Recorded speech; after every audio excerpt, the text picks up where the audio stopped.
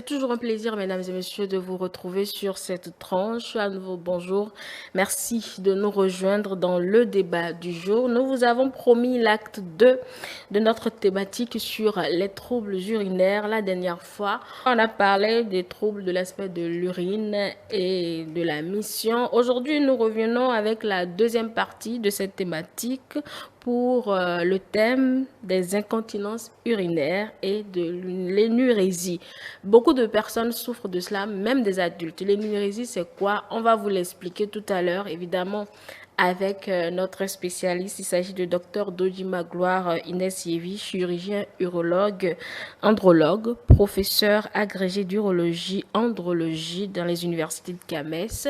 Et je dis souvent qu'il a également un master en gestion des projets et expert près la Cour d'appel de Cotonou et des tribunaux de son ressort. Docteur, bonjour. Bonjour. Vous allez bien ce matin? Oui, je vais très bien, je rends grâce à Dieu. C'est toujours un plaisir. Le plaisir, il est partagé. Vous nous revenez d'une garde là. C'était quoi? Quel était le patient du jour?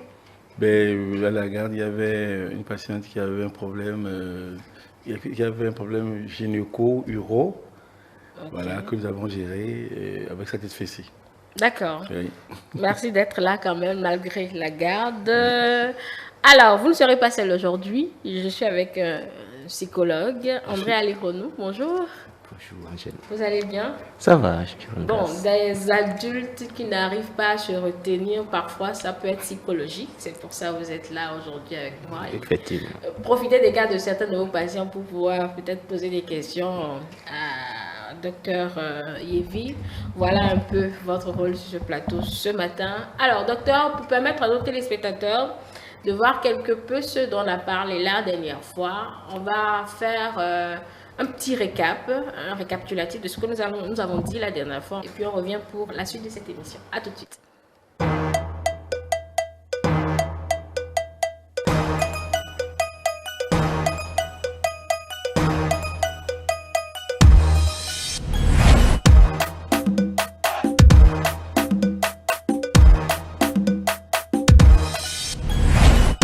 C'est quoi les troubles urinaires? Les troubles urinaires peuvent être définis comme l'ensemble des manifestations pathologiques, tout un ensemble de symptômes qui émanent du système urinaire, c'est-à-dire les troubles liés à l'aspect des urines, les troubles liés à la miction, c'est-à-dire l'action d'uriner, et on peut ajouter à ces deux troubles les troubles de la continence urinaire, les énurésies, les fuites urinaires et les douleurs rénales.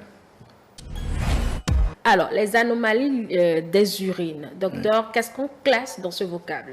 Les anomalies des aspects des urines, c'est l'ensemble de tous éléments figurant anormal dans les urines émises par un individu. C'est-à-dire, vous urinez et ce qu'on ne devrait pas trouver normalement dans les urines, on les retrouve dedans. Quand on les retrouve dedans, c'est qu'il y a un problème. Lorsque vous vous levez un jour, que vous urinez et que vous remarquez qu'il y a du sang dans les urines, vous devez immédiatement courir vers un médecin pour vous faire consulter. Et le médecin qui est spécialiste de cette anomalie, c'est l'urologue. Les pyuries dont vont survenir. Comme ça, on s'entend ça, ça s'écrit comme ça. Ah, c'est Y. Oui. Ok, P-Y-U-R-I-E. Voilà. Pyurie. La pyurie. La pyurie, donc, c'est la présence donc, du pus dans les urines. La présence de pus dans les urines est souvent en rapport à une maladie infectieuse. Même si cette pyurie survient dans le contexte d'une tumeur ou dans le contexte d'un traumatisme ou dans le contexte d'une lithiase ou dans le contexte d'une malformation, c'est l'infection donc qui va être responsable de la survenue de ce pus dans les urines. Pour l'histoire, il faut savoir que lorsque il y a un obstacle sur l'évacuation donc des urines, les urines donc vont stagner et les urines qui stagnent favorisent la pilulation microbienne. Après les anomalies de l'aspect, il y a les anomalies de volume. Voilà, les anomalies de volume. Un homme normal doit uriner en moyenne 1,5 litre d'urine par jour. 1,5 litre Au moins. En moyenne, oui. 1,5 litre à 2 litres. À 2 litres, c'est bon. Mais les sorties sont fonction des entrées. Donc, si vous ne buvez pas beaucoup, la diurèse est quantifiée en tenant compte de ce que vous avez bu et appréciée en tenant compte de ce que vous avez bu. Donc, il y a ce qu'on appelle les oliguries. Lorsque vous urinez moins de 200 millilitres d'urine par 24 heures, vous faites une oligurie. Et l'oligurie est un symptôme qui traduit un dysfonctionnement rénal. Généralement, l'oligurie peut annoncer une insuffisance rénale qui a déjà cours. Cela veut dire que les reins n'arrivent plus à filtrer déjà normalement le sang comme cela se doit. C'est avec l'eau que les reins filtrent le sang. Bien sûr, bien sûr. Tout filtrage se fait avec de l'eau. Le maouet, c'est avec de l'eau. Avec de l'eau, on fait des filtres. Bon, maintenant, les filtrages politiques, c'est autre chose. L'eau ne va pas là-bas. Non, l'eau ne va pas là-bas. C'est autre chose qui va là-bas. C'est autre chose qui va là-bas. Donc, du coup, l'oligurie va être un symptôme. Alors, lorsque vous remarquez que vous n'urinez plus beaucoup, il faut consulter un médecin.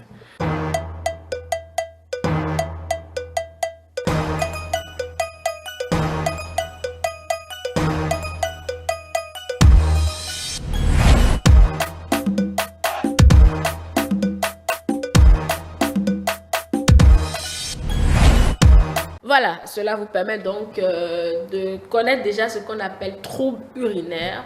Le docteur en avait parlé, cela nous permet maintenant d'évoluer dans la suite et comme je vous le disais, nous voulons parler des incontinences urinaires et de l'énurésie. Docteur Dodji Yevi, alors, incontinence, on entend quoi concrètement par incontinence urinaire? Oui, avant donc de définir ce que c'est que l'incontinence urinaire, je vais essayer de décrire un peu l'appareil urinaire, la physiologie de la miction. Alors, les reins sont des organes en forme de haricot, situés dans la région lombaire, donc à l'intérieur de l'abdomen, couverts par la partie basse de la cage thoracique, un peu en arrière. Donc, c'est dans ce que nous appelons la zone rétropéritonéale.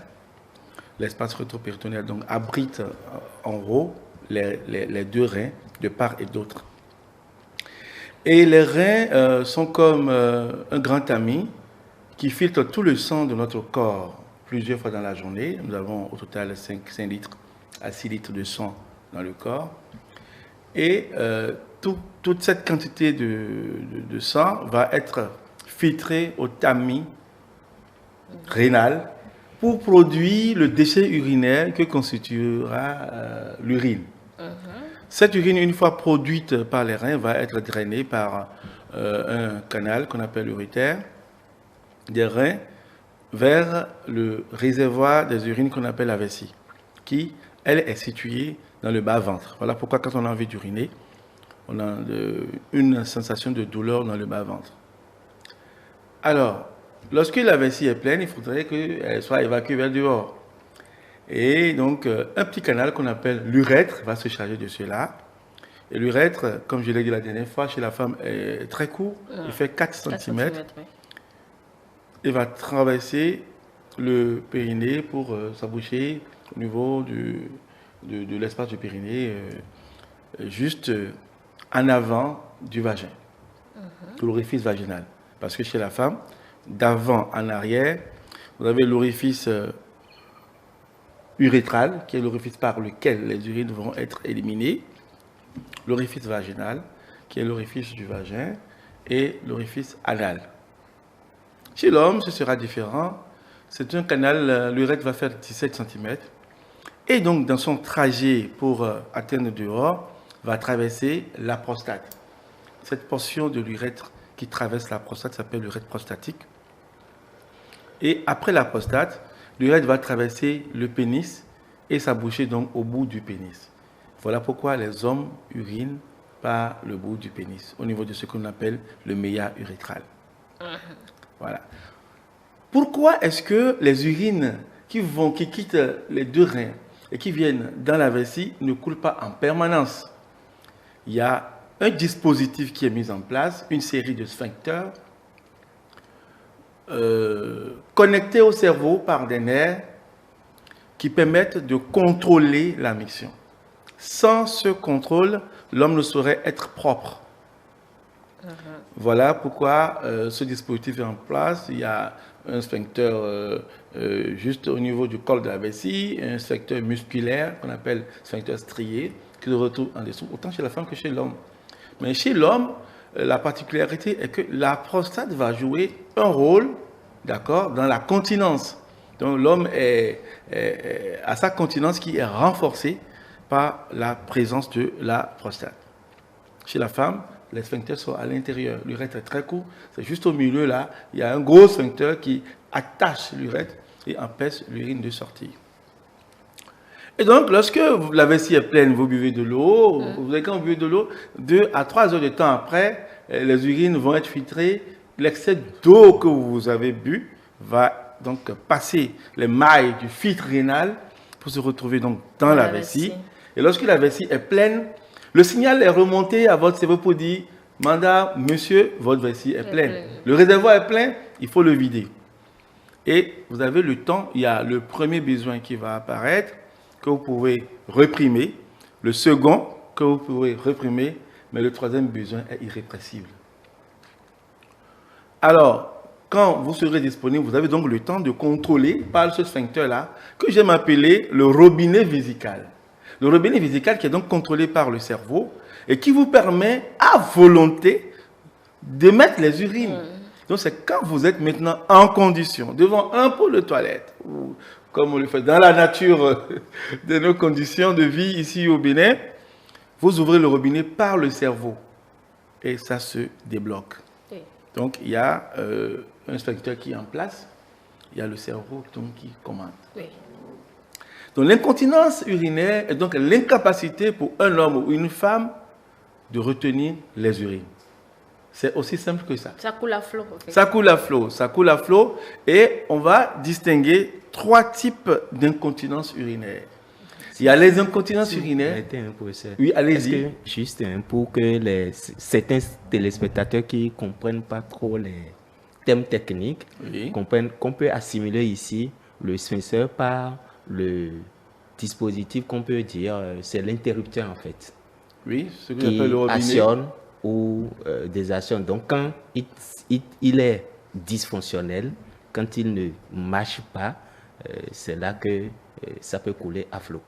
Oui, je vais venir sur les causes après. Okay. Je décris juste les différents types d'incontinence urinaire. Après, j'irai sur les causes.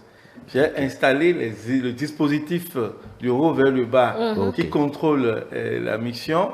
Et je vais maintenant, quand je vais descendre, expliquer pour chaque pathologie quelles peuvent être les causes. D'accord. Là, vous faites bien déjà de l'idée de l'interrupteur. C'est une très belle idée qui montre que nous contrôlons notre mission. C'est ça. On n'urine pas quand on ne veut pas, on urine quand on veut. Bon, quand on est bébé, on urine quand on ne veut pas. Non.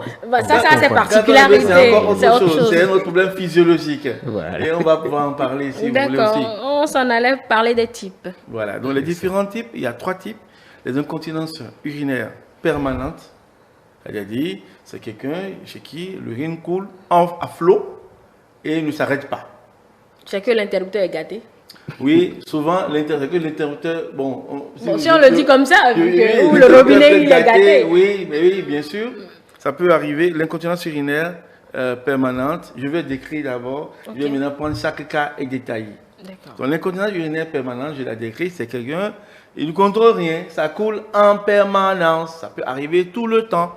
Et il ne contrôle rien, la vessie est souvent vide, l'urine coule en permanence, comme s'il n'y a pas de robinet. Il y a l'incontinence urinaire d'effort. C'est-à-dire, c'est des gens, c'est à l'effort de tout, quand ils toussent, quand ils rient aux éclats, que l'urine lui échappe. Vous comprenez? Et le troisième groupe d'incontinence urinaire, c'est l'incontinence urinaire mixte. Tantôt, il en perd en continu, tantôt, il contrôle et il en perd à l'effort. Voilà, ces différents cas donc, vont exister dans la pathologie de la continence urinaire. D'accord. Maintenant, dans quel cas on va avoir une incontinence urinaire permanente? Nous avions dit tantôt que ces sphincters, ces robinets sont reliés au cerveau par des nerfs. Oui. D'accord? Donc, il y a des causes neurologiques qui peuvent créer cela. Exemple, vous faites un accident et votre colonne vertébrale est brisée. Vous savez, je vais expliquer ce que c'est que la colonne vertébrale et quel est le lien entre la colonne vertébrale et la continence urinaire. Le cerveau est un organe qui est encastré dans une boîte, la boîte crânienne qui est osseuse, c'est un organe qui est pair, on a l'hémisphère droit, l'hémisphère gauche, et qui se prolonge au travers d'un canal qu'on appelle le canal médulaire. Le canal médulaire est le canal déterminé par des anneaux vertébraux qu'on appelle les anneaux vertébraux. C'est-à-dire, les vertèbres sont des os annulaires, c'est-à-dire en forme d'anneaux, empilés les uns sur les autres, qui déterminent un canal. Vous comprenez, quand vous prenez des bagues que vous alignez, vous allez voir qu'à la fin, quand vous regardez du haut, ça détermine un canal. Bien sûr. Voilà. Donc, c'est le prolongement du cerveau au travers de ce canal qu'on appelle la moelle épinière. Oui. Et les doigts de cette moelle épinière, au travers de l'espace entre les vertèbres, c'est des doigts qui sont très longs, qui sont très fins et qui vont emmailloter tout le corps humain pour signaler au cerveau ce qui ne se passe pas bien à tel ou tel endroit. C'est un système d'information spécialisé et très très fin que le Créateur a bien su mettre en place pour que l'homme sache ce qui se passe en lui et autour de lui. Bien sûr.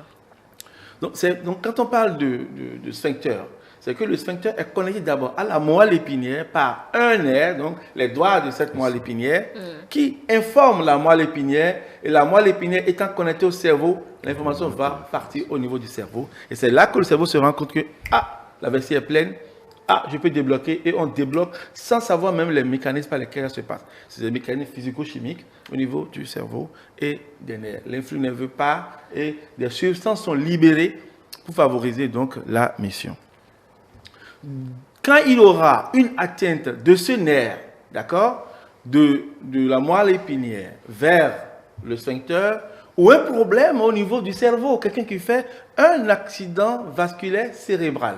Tenez-vous bien, quand on parle d'accident vasculaire cérébral, ce n'est pas que la personne est allée cogner une voiture ou une moto est venue le cogner. Non, c'est un accident qui se passe à l'intérieur des vaisseaux du cerveau. Bien sûr. Le cerveau est donc découpé, si vous voulez pas, je vais découper. C'est, si vous voulez, un découpage administratif en plusieurs quartiers. D'accord? Tout comme on le fait ici sur nos territoires, le cerveau est découpé en de tout petits quartiers et chaque quartier joue un rôle précis et est alimenté par des vaisseaux qui apportent de l'oxygène et rapportent du CO2. Bien sûr, oui. Et apportent des nutriments et rapportent les déchets. Donc du coup, chaque quartier a un rôle précis. Et parmi ces quartiers, il y a des quartiers qui gèrent les problèmes de continence. Donc ces vaisseaux vont donc aller alimenter, donc le sang circule en permanence dans le cerveau. Et donc lorsque vous allez avoir un problème, c'est-à-dire vous avez un caillot de sang qui va boucher le vaisseau qui alimente un quartier, c'est qu'il y a coupure de courant, il y a coupure d'eau. Le sang n'est plus arrivé. Oui. Donc il n'y a plus vie dans ce quartier. Donc ce quartier qui contrôle la mission, ça ne va plus marcher. Donc le malade va commencer par perdre les urines. Ça peut venir dans les deux sens. Soit ça bloque les urines, soit ça ouvre le robinet à l'excès. Donc il dépend de l'information qui était en cours quand le blocage est venu. Est-ce que vous me suivez? Bien sûr. Ça, je vous fais de la médecine vraiment appliquée et de façon très simple. J'espère que le message passe. Il passe. Et soit vous avez peut-être cet accident vasculaire ou c'est un vaisseau qui s'est éclaté. Ceux qui ont l'hypertension artérielle, qui ont des émotions fortes, qui ont des stress trop élevés. J'ai connu une dame qui qui s'est énervée contre la domestique et quand elle a crié hey, comme ça, elle est tombée raide et c'était un accident vasculaire cérébral. C'est des choses qui arrivent. Alors, quand ça arrive, donc, que ce soit un éclatement du vaisseau, on parlera d'AVC hémorragique, ou que ce soit un vaisseau qui est bouché, on parlera d'AVC ischémique. Si c'est le territoire qui gère les problèmes d'émission, le malade va avoir des difficultés missionnelles, donc l'incontinence urinaire qui peut s'installer. D'accord. Les tumeurs du cerveau. Si la tumeur va se développer dans ce quartier, c'est qu'il va avoir ces problèmes. Un monsieur qui sera indemne, qui va souvent avoir des maux de tête, parfois des vertiges. Et c'est quand on recherche la cause, on peut être amené à faire un scanner du cerveau et on découvre qu'il y a cette tumeur-là. Enfin, tout est dans le cerveau en réalité. La commande centrale de l'homme se trouve dans le cerveau. Donc, quand quelque chose, je vais dire, est court-circuité là, oui, et ça agit. Ça peut agir, voilà. Voilà pourquoi il y en a qui vont faire un AVC, qui vont avoir la moitié du corps droit qui est paralysé, la bouche qui est déviée, ou c'est seulement un seul membre qui est touché, ou c'est seulement, vous voyez, le tout dépend du territoire. C'est sa façon de penser, de réagir. Voilà, le tout dépend du territoire, le quartier qui a été abîmé. On parle des aires cérébraux. D'accord. Alors, donc, il y a le cerveau, et lorsque vous avez un traumatisme de la colonne vertébrale, que la colonne est cassée, la moelle, il y a une fracture de la colonne, c'est-à-dire la moelle est disconnectée. C'est ça. Donc, l'information ne va plus au cerveau. Donc, le robinet reste ouvert. En permanence. Soit ça reste ouvert en permanence, soit ça reste bloqué en permanence. Donc, ça, et puis, en dehors de ça, il y a d'autres causes qui peuvent donner les incontinences urinaires permanentes. Il y a des problèmes psychologiques. Et des problèmes psychologiques, c'est-à-dire, on parle de somatisation d'un problème qui n'a pas été réglé. C'est-à-dire quelqu'un qui a un gros problème dans sa vie et qui n'a pas pu régler. Et le problème va se manifester par l'incontinence urinaire. On va faire stop. Et lui, il va prendre la parole pour m'expliquer cette partie-là, puisqu'il est là. Non, ce que le professeur dit, c'est que vous avez une souffrance psychologique, une douleur psychologique que vous renvoyez dans votre corps. Et donc, quand vous renvoyez dans votre corps, ça peut apparaître sous forme, j'ai envie de dire, de maladie. Et entre autres maladies, ça peut être l'incontinence urinaire. Ça peut être, je ne sais pas, autre chose. En fait, moi, je vais comprendre le mécanisme. Comment un gros problème psychologique on a dit tout à l'heure que le cerveau est le centre de contrôle de l'organisme humain. Bien sûr. Et donc, cette douleur que vous vivez, elle est pensée. Ça inhibe le robinet. Ça dépend dans quelle zone vous envoyez, je vais dire, le virus en fait. Vous logez la souffrance psychologique. Vous logez la souffrance où vous envoyez ça dans la zone où, la zone qui contrôle le robinet ou le canal, vous allez créer un dysfonctionnement là. Vous logez ça ailleurs, ça va avoir la répercussion qu'il faut. Les médecins vont chercher la cause de votre incontinence. Ils ne vont pas trouver. C'est ça. On les met dans les incontinences idiopathiques. Vous allez avoir la maladie, mais les analyses ne vont pas être concluantes. Et quand est-ce qu'on va conclure finalement que c'est psychologique?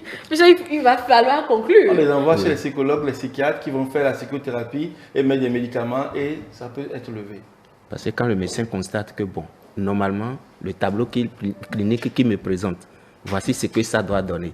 Mais avec toutes mes analyses et tout le reste, le résultat, c'est qu'il y a quelque chose quelque part qui ne va pas. Tout de suite, est-ce que vous n'aviez pas? Et quand on explore, la première exploration doit pouvoir démontrer que, bon, il y a un problème quelque part. Donc, vous allez aller vers un spécialiste qui va vous aider à mieux explorer ce terrain et on verra si c'est pas là-bas, par exemple. D'accord, ça, c'est les incontinences permanentes. Voilà. Donc, les causes l'incontinence urinaire permanente peut également survenir au décours d'un traumatisme. Un traumatisme du sphincter, c'est-à-dire au cours d'une chirurgie, on peut être amené à toucher au sphincter. Par exemple, les patients chez qui on enlève la prostate en bloc. Pour un cancer de la prostate, on enlève la prostate en bloc. En enlevant la prostate en bloc, on peut toucher au sphincter. Si la lésion, c'est-à-dire le cancer, est sorti de la prostate et va plus loin, en voulant disséquer pour l'enlever, le sphincter peut prendre un petit coup. On fait des efforts pour garder ce sphincter dans la plupart des cas, mais parfois, le sphincter peut être abîmé parce qu'on recherche la sécurité du patient en voulant le guérir de son cancer. Oui. Ça, c'est post-chirurgical, c'est-à-dire on fait une chirurgie et ça peut créer un autre problème. Créer un autre problème qui peut-être est moindre par rapport au problème. Donc, vous n'avez plus un cancer, mais il y a peut-être une incontinence. Okay. Entre l'incontinence et le cancer. Qu'est-ce que vous préférez? Ah, chalala. Vous devez dire. En fait, là, c'est une décision qu'on a prise. Le chirurgien est obligé de prendre la décision parce que pour nous, l'incontinence n'est rien par rapport. Le cancer vous tue, l'incontinence ne vous tue pas. Non, on va amener des voilà pour vous accompagner. Il y a des moyens aujourd'hui pour traiter l'incontinence urinaire. On va revenir là-dessus. Ok, voilà. D'accord. De la même façon, chez la femme, on peut avoir une chirurgie qui va entraîner cette incontinence. C'est-à-dire, vous allez faire une chirurgie et vous abîmez le sphincter chez la femme. Alors, elle devient incontinente. Vous voyez, elle devient incontinente. Ça peut être, l'incontinence peut survenir suite à un accident de la voie publique. Au cours de cet accident, il y a un élément vulnérant qui va donc léser le sphincter et entraîner une incontinence urinaire. Voilà. J'ai eu une patiente qui avait fait un accident de la voie publique comme ça, avec un traumatisme, destruction de l'urètre jusqu'au col de la vessie. Et plusieurs tentatives de construire cette urètre par des collègues a été soldée par un échec. Donc j'ai été contacté par les assurances pour expertise et j'ai réussi à reconstruire son urètre et reconstruire son sphincter. Et cette dame qui était obligée de garder une sonde en permanence par l'euro au niveau du bas-ventre, aujourd'hui a pu se marier, a même fait 2 enfants. Plus de sondes. Plus de sondes à l'urine normalement. Plus d'incontinence. Normalement, oui. Donc on peut reconstruire cela. Ça peut se reconstruire dans le niveau d'expertise. Ce ne sera pas pour tous les urologues, mais les urologues de certains niveaux doivent pouvoir le faire. Et il faut avoir l'argent aussi pour ça. Évidemment. Oui, c'est une question. L'assurance qui a payé. Vous avez dit que c'est une assurance qui a payé. Non, ce qui est important à regarder là, c'est que l'incontinence urinaire est guérissable. C'est curable. On va en arriver au traitement tout à l'heure. Oui. Donc, il y a donc des incontinences urinaires d'origine traumatique. Un accident de la voie publique peut survenir. Un homme peut faire un accident. J'ai eu un jeune récemment qui avait une fracture des os du bassin, d'accord, avec disjonction entre la prostate et la vessie, c'est-à-dire déconnexion totale, broiement de la prostate et fracture, section de l'urètre. Donc, nous avons pris en charge au CNHU et qui revient me voir actuellement. Lui, il avait une incontinence urinaire permanente au départ que nous avons essayé de gérer. Là, il commence à récupérer un peu.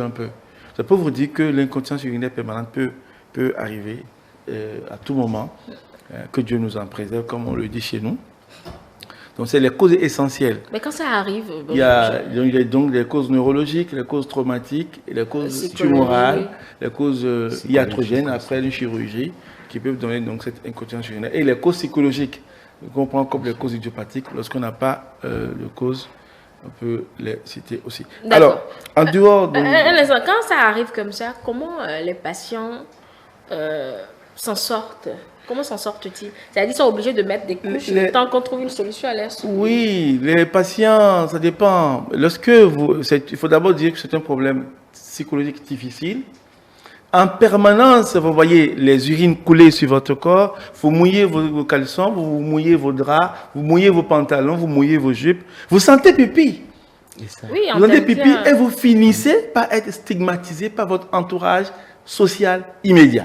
Votre mari, votre femme, vos enfants, vos frères, vous ne pouvez plus intégrer les groupes sociaux comme de façon classique parce que dès que vous allez approcher, on dira, voilà celle qui sent pipi qui approche. Voilà celui qui sent pipi qui approche.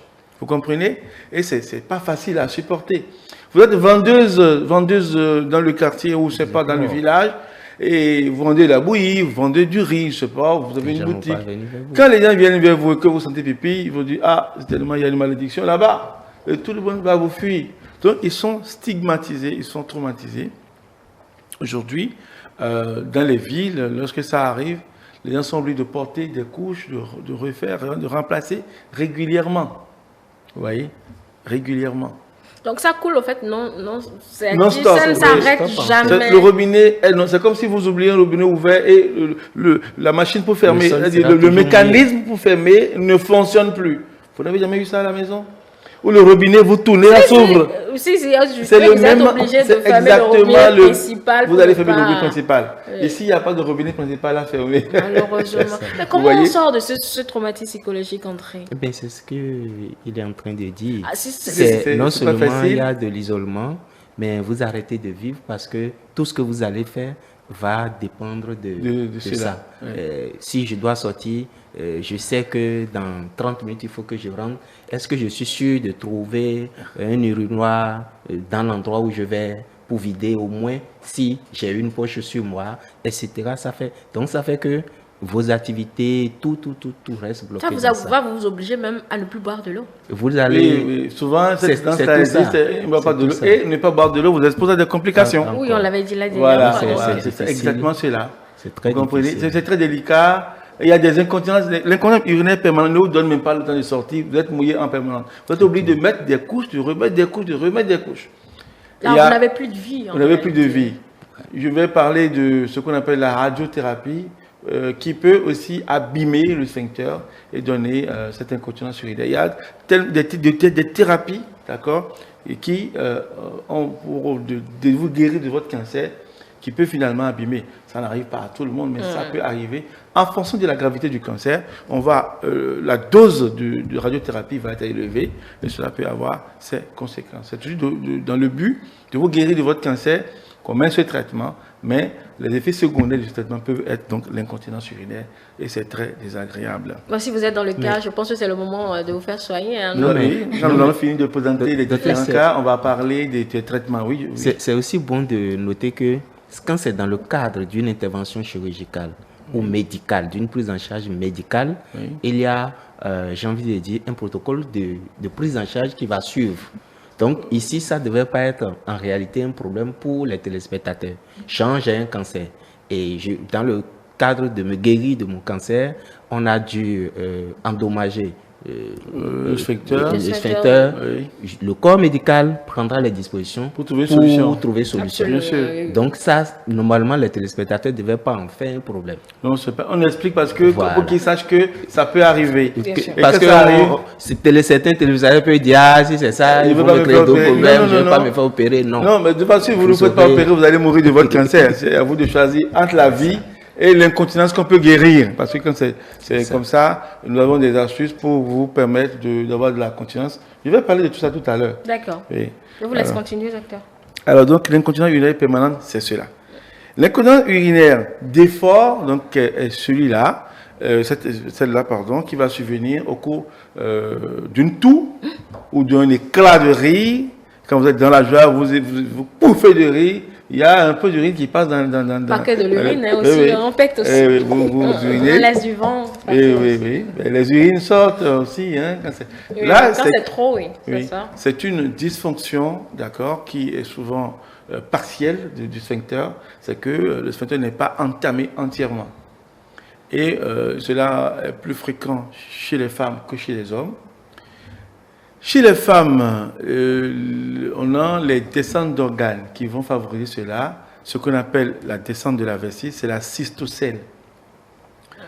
Vous allez, je comprends que le périnée, l'espace du bas-ventre de la femme, ce qu'on appelle le petit bassin, est formé d'un ensemble de muscles et de fascias qui sont tressés de façon à livrer passage à la vessie en avant, à l'utérus au milieu et au rectum derrière.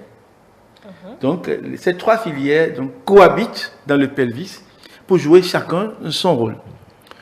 Lorsque, pour une raison ou une autre, cet amas qui soutient le système va être défaillant, on va avoir des problèmes qui vont apparaître. Je donne l'exemple des femmes qui accouchent beaucoup d'enfants. Lorsque vous accouchez beaucoup d'enfants, à force de pousser pour accoucher, vous distendez le système de soutien du pelvis. Et en distendant ce soutien, le système qui soutient, qui équilibre le pelvis, va être déséquilibré. Et des anomalies vont apparaître. Donc, comme ce qu'on appelle la cytocèle, c'est des femmes qui, quand elles veulent uriner, elles poussent, et quand elles poussent pour uriner, elles sentent leur vagin se remplir par une boule. C'est la vessie qui descend.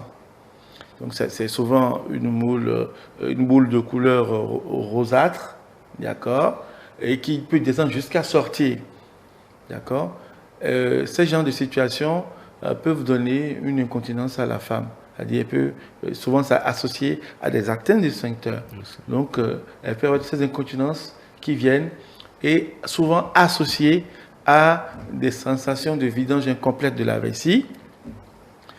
Parfois, des missions fréquentes parce qu'elle n'arrive pas à vider. J'aime dire que la vessie fait gobi dans le vagin. Vous avez conseillé quand je parle de gobi dans un fond. Le chapeau, là, non? Voilà, avec le chapeau qui tombe dans la vessie, ça remonte et de temps en temps, elle peut perdre des urines. Deuxième signe de ce déséquilibre, l'utérus même peut être relâché par son système qui le soutient pour descendre dans le vagin. Et vous allez voir le col de l'utérus qui descend jusqu'à sortir du vagin. Elle descend progressivement jusqu'à sortir du vagin. Oui, vous avez le col qui est dehors. Quand on le voit dehors, le col de l'utérus. Le col de l'utérus va être dehors. On va le voir. Donc, on va voir ça en image. Donc on a la cystocèle qui est la descente de la vessie, l'hystérocèle qui est la descente de l'utérus et le rectocèle qui est la descente du rectum. Donc au lieu que ce soit la vessie qui descende par devant, c'est le rectum qui descend par derrière. Et tout ça va créer une zone de faiblesse au niveau du pelvis et déterminer parfois cette incontinence urinaire dit fort. Quand elle tousse, l'urine va s'échapper. Ah ben, les gens vivent des choses. Hein. Oui, mais justement, j'ai eu récemment, il n'y a pas encore 2 jours, une femme qui a fait, à 32 ans, elle a fait 6 enfants. Elle a fait une cystocèle. Et c'est accompagné d'un bâillement, de l'orifice vaginal et tout. Donc, le mari a commencé par découcher et elle est venue chercher une solution. Au départ, on ne savait pas ce que c'est. On a fait un examen. On a découvert que c'était la vessie qui descendait. Alors, c'est associé à ce problème. Et ça, c'est opérable. On remet la vessie dans son ancêtre manométrique. Et l'équilibre de pression est mis en place et rétabli. Et que c'est rétabli, vous allez guérir. Vous n'avez pas le choix. On vous guérit de ça en réglant ce problème. Ça, c'est une chirurgie que nous sommes capables de faire. Et souvent, comme on sait que l'orifice vaginal a bâillé, on va faire une réparation de son vagin pour lui redonner de la tonicité et pour que le mari se ressente dans un espace de 18 ans.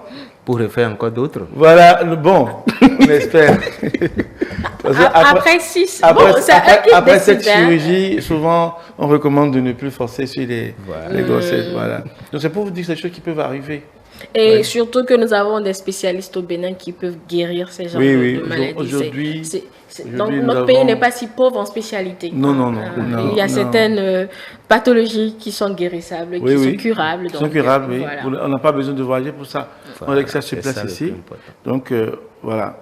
Et nous avons donc l'incontinence urinaire. Des fois, comme j'ai dit, ça peut survenir également chez des femmes qui font une infection urinaire et qui poussent pour uriner. À force de pousser pour uriner, il faut être jeune fille et faire une cystocèle. À force de pousser pour uriner, il faut créer cette cystocèle-là.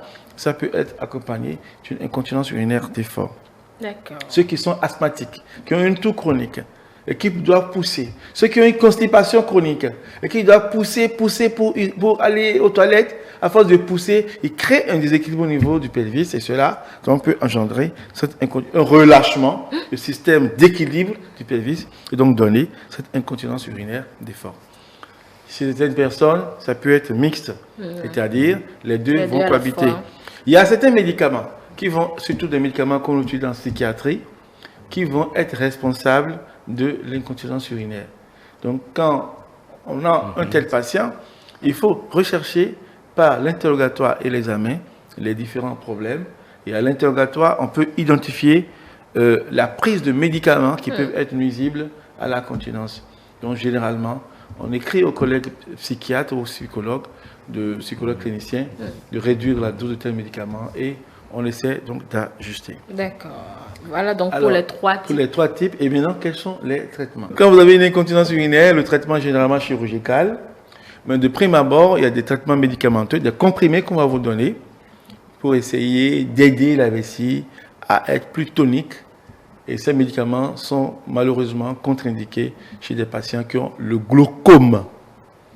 Le glaucome, c'est l'hypertension oculaire. Pour être plus simple. C'est que le globe oculaire est sous tension et ces médicaments ne sont pas indiqués. Parce que quand vous mettez ces médicaments, cela aggrave les glaucomes. Oui, ça excite encore. Oui, ça aggrave le glaucome et ça peut amener des complications. Mais si on prend ça, on procède par médicament, est-ce que ce n'est pas donner encore du travail au rein? Oui, non, mais le médicament est un poison dont on utilise à but positif, la vertu positive. Tout médicament est un poison dont nous utilisons la vertu positive pour soigner. Vous voyez? Même le résultat que nous escomptons est considéré comme un effet de ce médicament-là, qui on découvre que c'est positif. Je profite de votre explication pour dire, c'est pour ça qu'il faut respecter la dose et la posologie. Et d'éviter... Pas s'auto-médiquer. Et d'éviter l'automédication et la surmédication. Oui. Le jour quand on a froid ou mal à la tête, on sait le médicament qu'il faut aller là encore, c'est autre prendre. chose.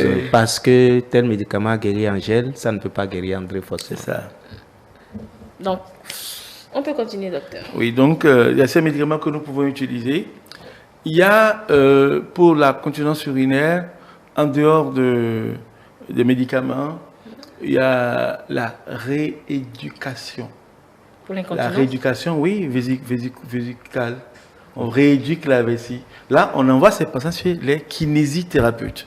C'est des spécialistes qui maîtrisent comment les nerfs fonctionnent, les muscles qui sont alimentés par chaque nerf, comment travailler chaque muscle pour lui donner de la tonicité, comment retravailler le sphincter pour lui redonner la force, pour jouer son rôle de robinet, d'interrupteur, comme l'a dit le psychologue. Il faut donc travailler ces muscles et ils sont spécialisés dans ça. On en a à Cotonou, on en a au CNHU, on en a dans nos hôpitaux, on ne va pas s'en plaindre, il y en a. Donc du coup, il faut donc bien traiter ces patients, on les envoie. Donc il y a les médicaments, il y a les kinésithérapeutes et enfin la chirurgie. La chirurgie, il y a plusieurs sortes de chirurgie. Il y a d'abord parfois, il faut, si la cause est évidente, si c'est une cystocèle, il faut corriger la cystocèle. Si c'est une hystérocèle, il faut corriger l'hystérocèle. Si c'est une rectocèle, il faut corriger la rectocèle et tout rentre dans l'ordre. Mais il y a des traitements qui vont être des traitements du sphincter artificiel. Donc des équipements qu'on installe. On va mettre un élément qui va cravater donc l'urètre au niveau de sa portion sous-vésicale. Okay. Et le patient actionne quelque chose, ça se bloque, il actionne quelque chose et ça s'ouvre. Donc c'est des choses qui peuvent se faire. Mais ces traitements pour le traitement de l'incontinence urinaire, les sphincters artificiels ne sont pas utilisables chez des patientes ou les patients qui ont bénéficié d'une radiothérapie. Parce que lorsque vous avez bénéficié d'une radiothérapie, vos tissus ont été irradiés avec du rayon X, donc ils perdent un peu de leur vie. Et quand on va les manipuler pour installer ce sphincter, cela peut entraîner un échec. Parce que puisque les tissus ne sont plus vivants, comme cela se doit, la reconstruire. Vous voyez, quand vous opérez un malade, vous ouvrez quelqu'un, vous faites une chirurgie de la prostate, vous le fermez. Il y a ce qu'on appelle la régénération qui se fait de façon spontanée quand les tissus vivent. Mais avec la radiothérapie, les tissus ne sont plus aussi vivants que ça. Donc du coup, la reconstruction, la régénérescence ne se fait pas comme cela se doit. Et vous ouvrez, la plaie reste là, elle ne guérit pas. C'est normal parce que quand on brûle une terre, oui, c'est difficile de régénérer. Voilà, c'est pas toujours... Vous avez exactement comme ça que ça fonctionne. Donc du coup, ces patients qui ont eu la radiothérapie n'ont pas les mêmes chances que ceux qui n'ont pas eu la radiothérapie. C'est très difficile, mais on essaie donc de gérer. Et on peut faire recours à la chirurgie pour réparer. On prend un muscle qu'on cravate, dont on utilise pour aller cravater le col de la vessie. Il y a tellement d'astuces qu'on peut utiliser en tant que chirurgien, donc pour corriger. Des fois, on est vraiment limite, on ne sait pas ce qu'on va faire. Et il y a des éléments externes qu'on va utiliser. Il y a chez les hommes, par exemple, ce qu'on appelle les pinces-verges. du matériel en forme de clapet qu'on utilise pour pincer la verge et pour empêcher l'urine de sortir. La verge même? La verge même, oui. Ça veut dire le pénis même? Le pénis même, oui. Vous le pincez? Il y a le matériel, on pince, on ferme dessus, ça bloque l'urine. Et quand il veut uriner, il débloque et l'urine sort. Donc ça veut dire qu'il aura cette pince en permanence? Avec lui. En permanence, oui. Il garde ça, c'est un paquet. Il prend, il change en fonction de ce qui est convenable pour ça, la taille de sa verge. Et pourra jouir maintenant. C'est ça la question. Conclusion, on ne peut pas avoir une vie sexuelle. Ceux qui ont une incontinence urinaire n'ont pas, elles ont souvent du mal parce que l'urine sort avec le sperme, c'est très compliqué, c'est pas facile. Donc c'est pas facile, il faut le dire, c'est pas facile. Ça va être douloureux. Mais on gère. On a des astuces toujours pour essayer de régler cela. Et donc voilà, c'est pas facile, mais ça se passe comme ça. Et on arrive donc à gérer cela. Voilà ce que nous pouvons dire de cette incontinence urinaire. Elle est parfois permanente, parfois d'effort, parfois elle est mixte.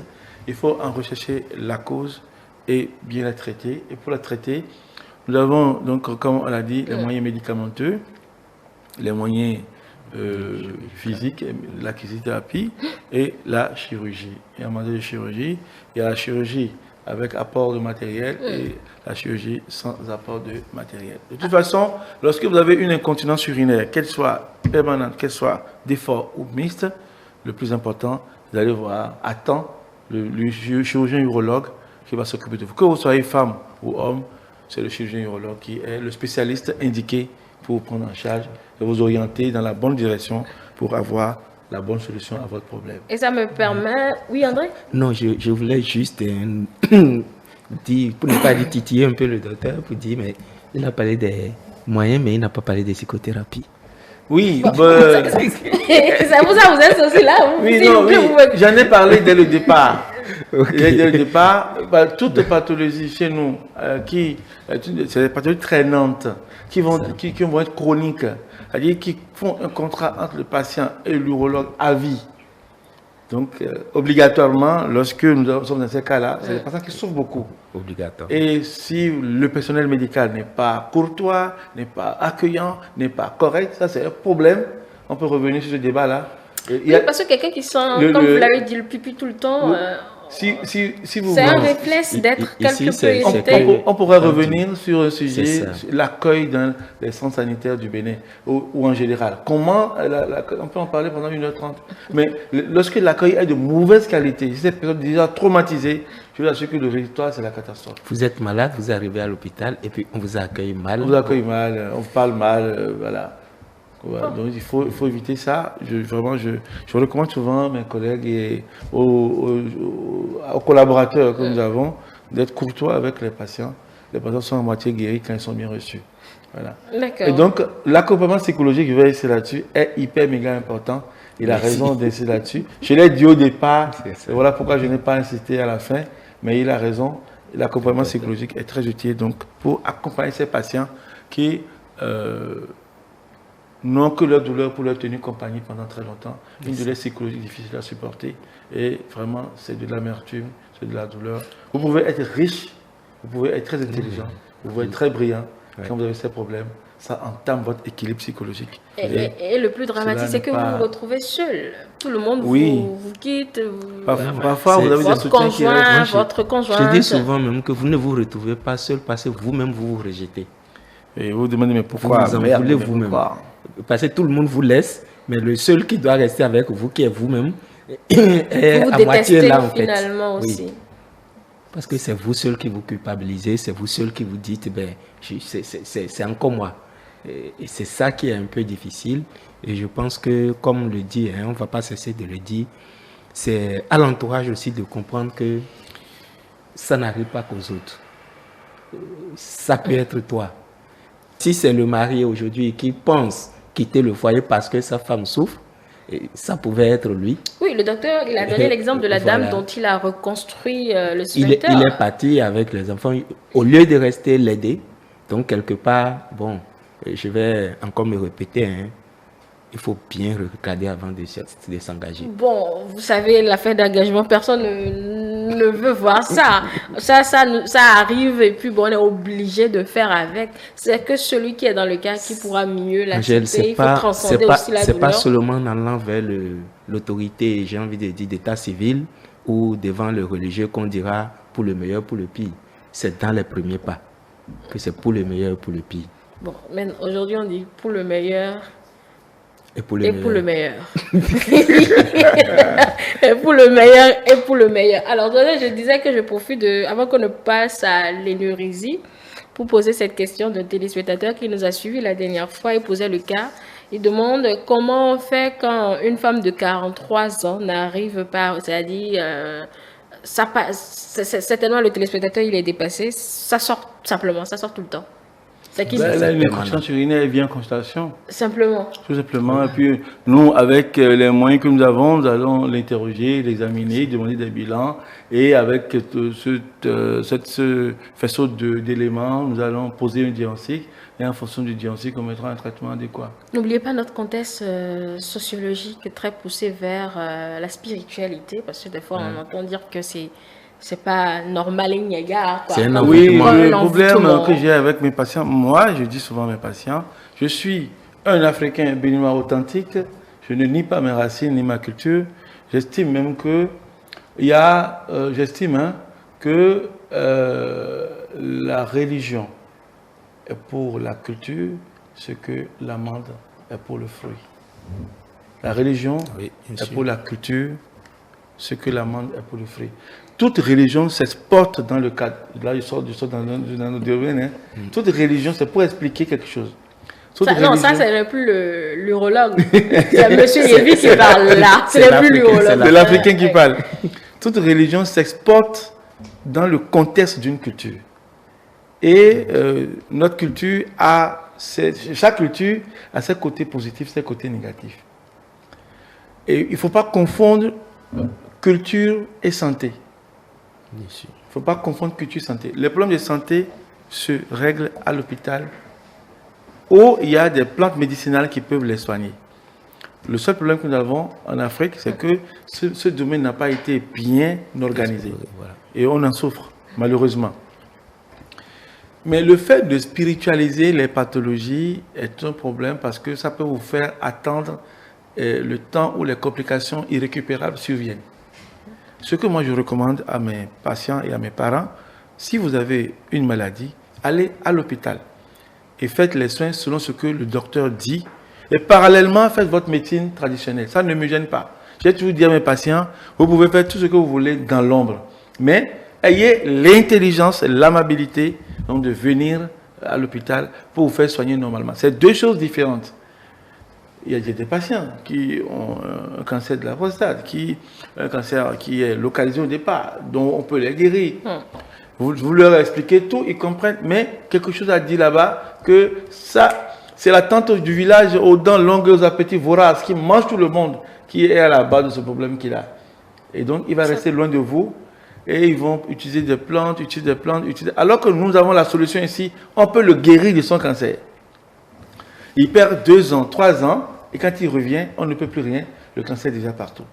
Donc, l'intelligence, à mon avis, notre culture ne la réunira pas.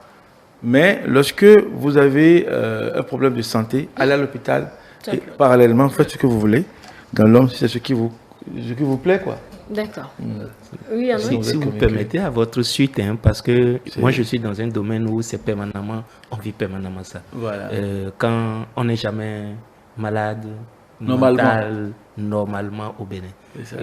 Une douleur psychologique, un problème de la vie ne peut pas t'amener à disjoncter un moment. C'est pas possible.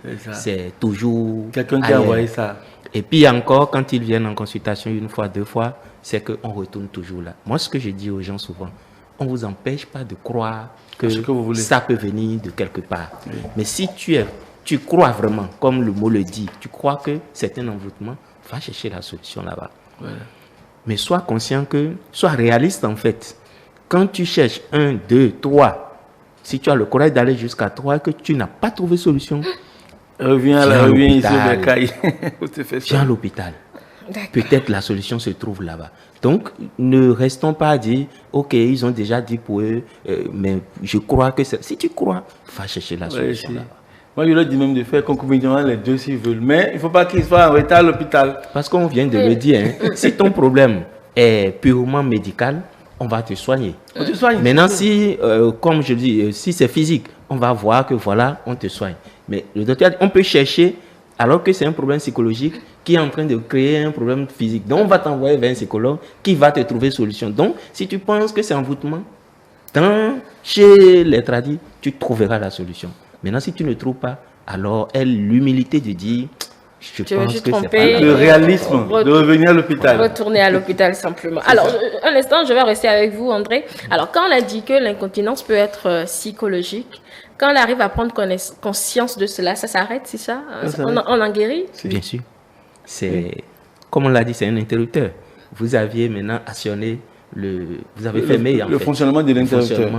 Parce qu'à un moment, vous avez suspendu les choses, vous avez dit, bon voilà. Le traumatisme a fait que ce circuit-là connaît un dysfonctionnement. Maintenant, si vous réparez les choses, le circuit va encore fonctionner normalement. C'est comme si c'est le seul pont. Bon, pour aller à Porto, le pont a un petit problème. Personne ne circulera. Maintenant, quand on prend conscience, on dit, bon, on vient, on met les moyens qu'il faut et on repart. La circulation va reprendre normalement comme si de rien n'était. On va continuer cette fois-ci avec l'énurésie. En français simple, c'est les gens qui font pipi au lit. Oui, en français simple, c'est les gens qui font pipi au lit. L'énurésie se définit comme une mission involontaire, une mission efficace, une mission active qui survient pendant le sommeil chez un sujet de plus de 4 ans. De plus de 4 ans. Oui. Donc, avant 4 ans, on considère que c'est une énurésie physiologique. Je vais parler tantôt du système de la miction, du sphincter qui fonctionne. Donc, chez les enfants de moins de 4 ans, il y a une immaturité, donc vésico-sphinctérienne, qui va faire que ils sont en train de dormir, ils lâchent les urines sans problème. Mais à partir de 4 ans, on considère que la maturité vient à bout et que l'enfant ne devrait plus présenter donc, cette incontinence urinaire. Mais il faut le lui apprendre, non? Apprendre à garder. Oui, il y a l'éducation de la propreté. L'enfant acquiert la propreté progressivement avec l'âge, avec l'action de l'éducation par les parents. Oui, justement, moi je me rappelle, ma maman à un certain âge réveille l'enfant au moins 4 fois dans la nuit pour aller le faire. Ça, c'est des exercices de rééducation vésicale que nos mamans d'aujourd'hui, nos jeunes mamans d'aujourd'hui ne savent plus faire. Elles préfèrent bien dormir parce qu'elles veulent être fraîches le matin pour aller au service. Le poids du travail aussi. Mon Dieu. J'ai envie d'ajouter que faut pas on va rester rigoureusement sur les 4 ans. Ça dépend aussi des enfants. Ça peut déborder légèrement parce que là, c'est aussi les conditions psychologiques dans lesquelles on met l'environnement dans lequel on met l'enfant qui va lui permettre de l'avoir tôt, qui va lui permettre. Donc, le plus important de savoir que quand ça déborde, quand vous passez l'âge des 4 ans et que ça continue, ça doit interpeller les parents. Voilà. Ils doivent se dire, où est-ce que je n'ai pas bien joué mon rôle? C'est pas encore tard. C'est pas encore tard, on peut récupérer. À partir de 4 ans. Oui. À partir de 4 ans, on dit que c'est une énurésie. Alors, donc l'énurésie est un problème parce que les draps vont être mouillés, il faut laver les draps tout le temps, il faut laver les linges tout le temps, voilà. Donc, mais quelle est la différence avec l'incontinence permanente? L'incontinence permanente, c'est l'urine sort, vous ne le contrôlez pas. L'incontinence d'effort, vous toussez, l'urine sort, mais c'est les deux. Oui. Ici, c'est que vous dormez, pendant que vous dormez. C'est quand vous dormez. C'est quand vous dormez et vous urinez. Et c'est que vous sentez le besoin et vous urinez comme si vous étiez en éveil. C'est une mission active. Active. C'est que tu dors et puis l'urine sort. Tu as envie d'uriner, tu urines et tu finis d'uriner. Tu sais que tu as l'envie. Tu actionnes en fait. Tu actionnes comme si tu étais en éveil, mais tu continues de dormir. Vous connaissez la blague qui dit que c'est le seul rêve qui se réalise, c'est quand on rêve, qu'on a uriné dans le rêve et effectivement le matin quand on se réveille, le drap est mouillé. Bon, ça c'est une parenthèse. Oui. Donc dans l'énurésie, j'explique très bien, c'est quelqu'un qui est en train de dormir et pendant son sommeil, il a envie d'uriner et il urine. C'est un jet franc, puissant comme quand on urine, un jet fort. Il urine, quand vous entendez quelqu'un uriner, ça sonne comme quand il urine normalement. Donc il finit d'uriner, elle se coupe et puis la vie est belle, il continue son sommeil. C'est pas qu'il y a une incontinence. Voilà. C'est pas du tout qu'il y a une incontinence. Là, c'est clair. Ouais. Voilà. Donc, l'urine sort franchement, d'accord, pendant le sommeil et ça peut être dans la journée comme dans la nuit. Parce que souvent, les gens pensent que c'est seulement dans la nuit qu'on fait l'énurésie. Ça peut arriver même en journée. Vous allez apprendre que les gens dorment dans la journée et puis pendant qu'ils dorment, ils font pipi au lit. Voilà. Donc c'est ça un problème pour les parents, pour l'enfant lui-même, parce que quand l'enfant fait pipi au lit dans la maison où il habite, tout le monde sait qu'il fait pipi au lit, il a honte, mais bon, il ne sait pas comment faire. À cause de ça, il va se rétracter sur lui-même.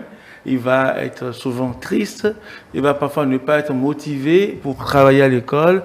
On va avoir une baisse de l'activité scolaire et des enfants qui dépriment facilement parce que tout le temps on parle d'eux et vraiment c'est pas facile. Donc il faut faire recours à l'hôpital, il faut faire recours à l'urologue pour faire prendre en charge son enfant. Vous vous rappelez, avant dans notre tradition, lorsque les enfants font pipi au lit, on les couvrait de nattes, ou on mettait des trucs sur leur tête. Et on mettrait un truc à la selle.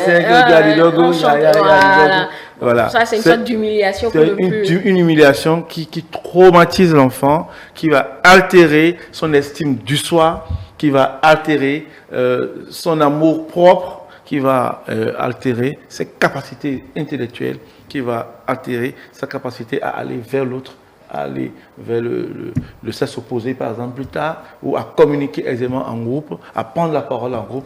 Tout ça, tout ce que vous faites pour humilier, détruire la personnalité, dépersonnifier un patient, finit par le déstabiliser, le déséquilibrer. Il y a certes le traumatisme, docteur, mais l'intention derrière, c'est de l'obliger à ne plus. Et parfois, ça marche. Oui, non, mais vous allez amener l'enfant à ne plus boire beaucoup d'eau, à ne plus dormir profondément. Et ça, ils vont peut-être finir, peut-être pas, ça ne va pas régler le problème. Hein? Ça ne va pas régler le problème. Les moyens de traitement, nous allons en parler tout à l'heure. Et vous allez comprendre que ce n'est pas de la mer à boire, ce n'est pas difficile à faire. Il suffit que vous soyez un bon parent, qui soit éveillé, qui soit conscient de votre rôle de parent, et que vous jouez ce rôle-là. Et si vous êtes dépassé, vous faites recours maintenant au médecin urologue qui sait comment traiter ces gens d'enfants. Qu'est-ce qui cause ça? Il faudrait, avant de parler du traitement, il faut savoir ce qui cause. J'ai parlé tantôt de l'immaturité, vésico-sphinctérienne. Mais au-delà de l'immaturité vésico-sphinctérienne, il y a ce qu'on appelle l'ADH, l'antidiurétique hormone, qui est une hormone qui est sécrétée et qui a pour but donc d'empêcher les reins de produire les urines pendant la nuit. C'est-à-dire, vous et moi, lorsque nous allons nous coucher, la nuit, nos reins ne produisent pas des urines. Et c'est au petit matin que les reins recommencent à fonctionner et la vessie va se remplir. On va sentir du besoin d'uriner vers 6 h du matin ou vers 5 h si on a l'habitude de se réveiller à 5 h. Mais chez ces enfants, ces personnes, il y a un défaut, il peut y avoir un défaut de sécrétion de l'ADH. Et ce défaut de sécrétion va faire que à tout moment, l'eau qu'ils boivent va entraîner une production d'urine. Donc dans la nuit, ils vont produire beaucoup d'urine et l'immaturité du système de contrôle va faire que le sommeil va dominer sur l'expression du besoin d'uriner. Donc ils ne vont pas se lever pour aller uriner et donc en conséquence, ils ouvrent le robinet dans le sommeil et le sommeil continue. Ils se réveillent. Et parfois, juste après avoir uriné, la fraîcheur des draps, l'humidité des draps va les réveiller, se réveiller. Voilà, ils constatent qu'ils ont mouillé. Et puis, des fois, il y en a qui se lèvent pour commencer par laver les habits. Il y en a qui vont se lever et aller se coucher ailleurs. Et donc, ça lui dépend de la réaction donc, de chacun. Mais je laisse les conseils pour la fin. On va progresser. Mais celui qui le fait à 14 ans, par exemple, c'est toujours le même problème, l'immaturité. Oui, donc je vais expliquer. Nous avons l'énurésie physiologique qui se vient donc avant 4 ans, et les énurésies pathologiques qui se viennent après 4 ans. Les énurésies pathologiques vont être peuvent avoir une physiopathologie, c'est-à-dire c'est des gens qui n'ont pas, malgré leur âge, ils ne sécrètent pas assez d'ADH. Donc ça a un support organique, c'est-à-dire on sait qu'il y a un problème qui justifie cela. D'accord? Et il y a d'autres chez qui c'est d'emblée post-traumatique. Donc, il y a les énurésies physiologiques, les énurésies post-traumatiques. Les post-traumatiques, c'est un problème qui est survenu, l'enfant a été traumatisé, soit par le divorce des parents, soit par la maltraitance des parents, soit par un mot d'humiliation qui lui a été servi par quelqu'un et qui l'a traumatisé. Vous savez, l'homme est comme une construction en verre, avec des soutiens, avec une fondation, avec des poteaux, avec un toit. Lorsque vous portez un coup sensible à un endroit, il se brise comme un verre et il devient fragile devant toute situation. Donc cette douleur, cette souffrance qui a été engendrée par ce traumatisme peut s'exprimer par une énurésie. Donc il va vous faire une énurésie en continu. Donc, on distingue donc les énurésies physiologiques, les énurésies pathologiques, les énurésies primaires et les énurésies secondaires. On dit que l'énurésie est primaire lorsque le patient n'a jamais arrêté d'uriner, de faire pipi au lit depuis l'enfance jusqu'à l'âge avancé.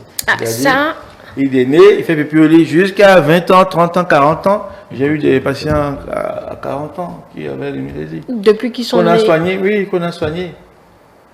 Vous voyez? C'est toujours l'immaturité. Oui, chez eux, c'est des défauts de sécrétion d'ADH.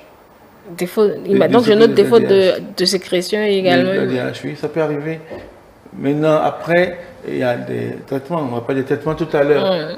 Donc, et puis l'énurésie secondaire, c'est que la personne a arrêté de faire pipi au lit pour un temps, 6 mois au moins, et après il reprend. Et on ne parle d'énurésie secondaire. Mais les énurésies secondaires, souvent, sont traumatiques. C'est-à-dire, vous avez dit des propos, vous humiliez un enfant, vous l'injuriez. Pour qu'il ne peut pas vous répondre, il vous répond par son énurésie. Vous comprenez? C'est psychologique. J'explique simplement. Le psychologue est bien placé pour... il a la parole sur cet aspect. Il a la parole. André, allez-nous vous écoutons. Je pense que le docteur a déjà tout dit. C'est exactement ça. C'est juste que l'enfant a reçu un traumatisme psychologique et qu'il transmet dans... parce que tout simplement, dans le sommeil, il dort.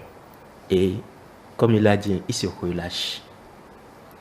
Et le relâchement, pour lui, entre guillemets, ce bref instant dans lequel il a l'impression d'être libre, il se croit libre de tout faire. Donc, il se libère en fait.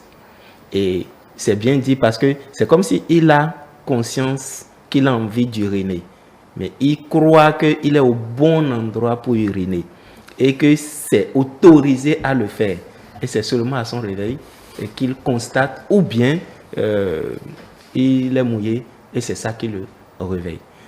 Je voudrais ajouter que il y a fortement ce rôle parental, ce défaut ou ce déficit de rôle de parent qui, au niveau des enfants, est capital là. C'est que les parents doivent pouvoir, lorsque l'enfant continue, que ce soit primaire ou secondaire, surtout quand c'est secondaire, la première cause, c'est pas l'enfant.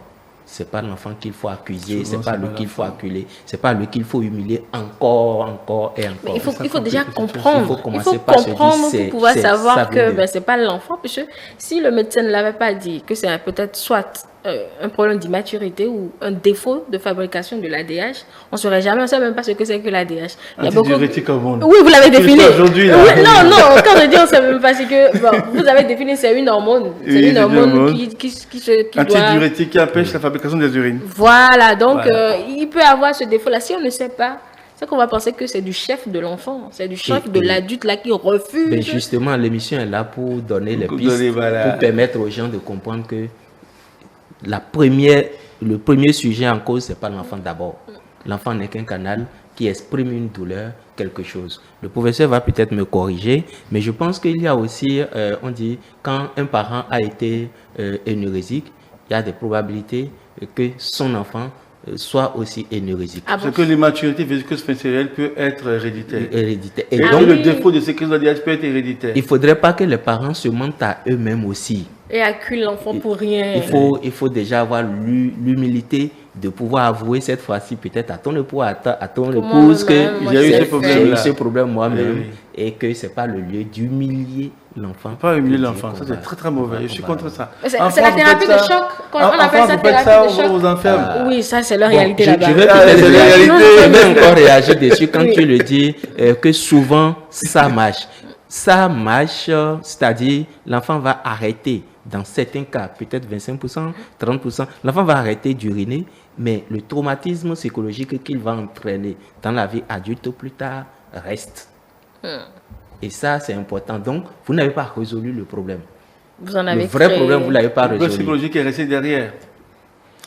Oui. Et je voudrais préciser que le sommeil évolue généralement en 3 phases. Oui. La phase où on se déconnecte de la réalité ici, la phase un peu plus profonde et la phase profonde qu'on appelle le sommeil paradoxal. Dans cette phase, le sommeil est tellement profond qu'on est déconnecté de tout. Et c'est là que le cerveau se repose réellement. Généralement, c'est pendant le sommeil paradoxal que la chose arrive. Que ça arrive. Parce qu'il est dans son monde. Et il est tranquille, il est en paix là-bas, il ouvre le robinet. Et je voudrais insister sur le fait qu'avant 4 ans, il faut habituer les enfants. Déjà, quand ils sont bébés, il faut habituer les enfants dans la nuit à leur faire pipi. Vous voyez, déjà, quand ils sont bébés, dans la nuit, il y a des mamans paresseuses, je vais le dire droit dans les écrans, des mamans paresseuses qui ne vont pas souvent, d'accord, apprendre à leurs enfants. Peut-être parce qu'on ne leur aura pas appris cela.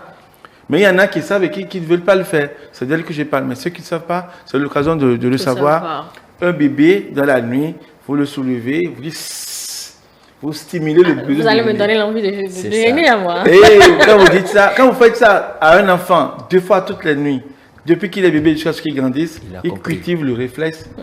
En fait, vous faites ce qu'on appelle une rééducation vésico-sphinctérienne systématique.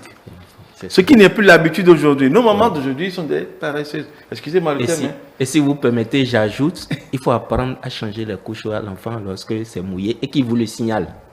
Il ne faut pas retarder l'échéance de changer ça. Ou même quand vous constatez, vous le faites spontanément. Vous le faites, mais si vous ne l'avez pas constaté que c'est l'enfant qui commence par à bouger, gesticuler, il faut contrôler. Et si c'est mouillé, comme ça, vous lui apprenez la propreté.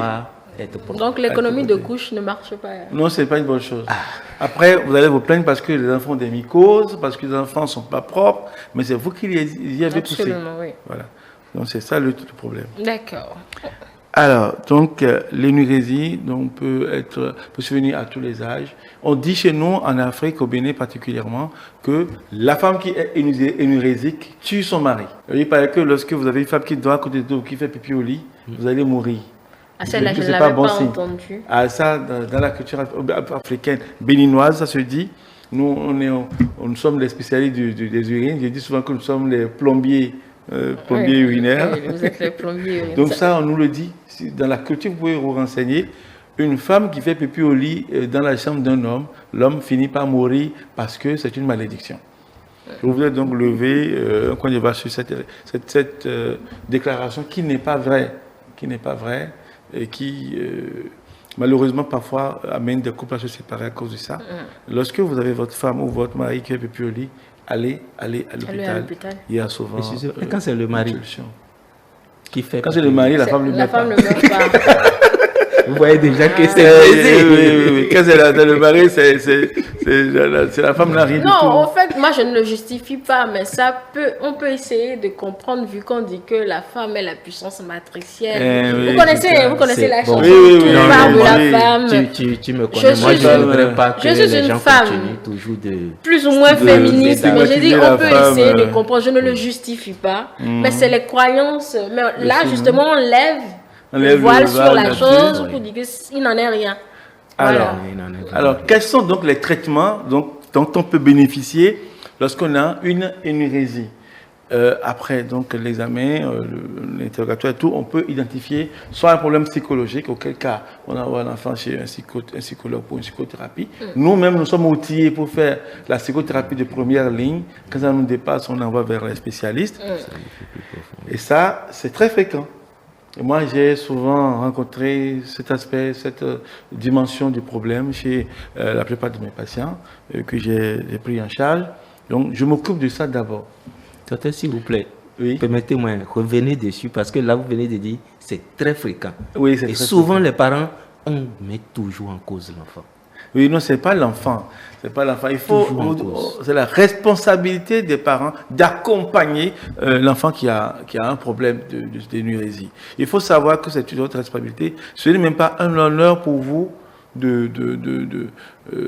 d'humilier l'enfant parce qu'il fait une énurésie, de l'accuser.